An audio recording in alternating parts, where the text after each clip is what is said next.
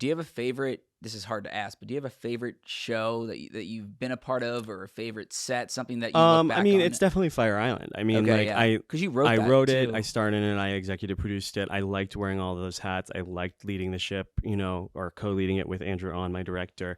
And yeah, that felt like the most self-actualized version of myself creatively and professionally that I've ever been.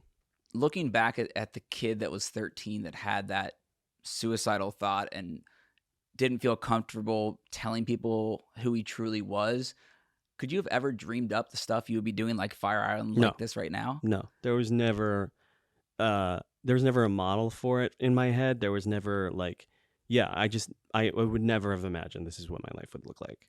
I know you mentioned that Fire Island's like your favorite, most proud product that you've ever done. Do you think stand-up's your like most natural element? I mean, I know you're a great actor too, but Yeah.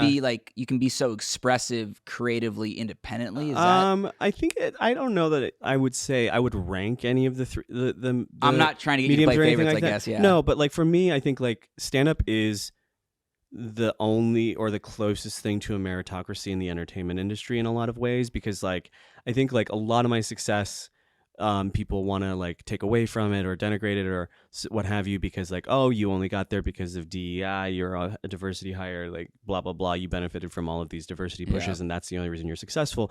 But with stand up, you're in the room and you're either making people laugh or you're not. And like people do not laugh at you because of woke. Okay. Like it's just not like Yeah. even the most like progressive liberal people like will still sit there stone faced if you're not funny.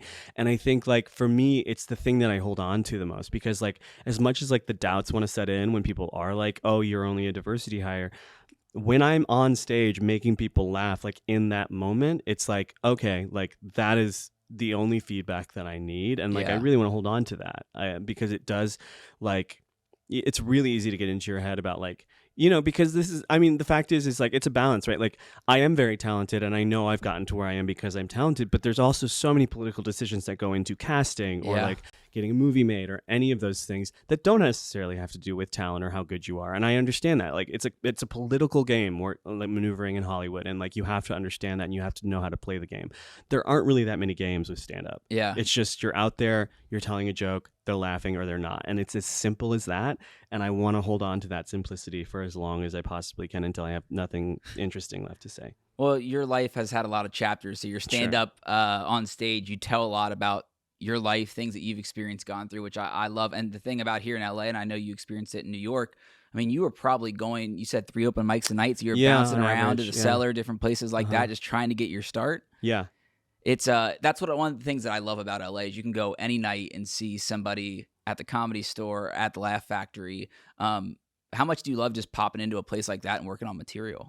I still like it. I'm all over the place in LA. I will say it's like different now because people know me a little bit more, and Yeah. like I love doing like a surprise headlining set at the store because it's a lot of people who aren't there for me, and so many of my shows now are populated by people who like me and like are fans and like are excited to see me, which is like a different vibe than people that you have to go out on stage and like really prove yourself Right, to, you gotta 'cause win. they have no idea who you are and are not fans, and like that's much more rewarding for me as a comic than like performing for people who are my fans.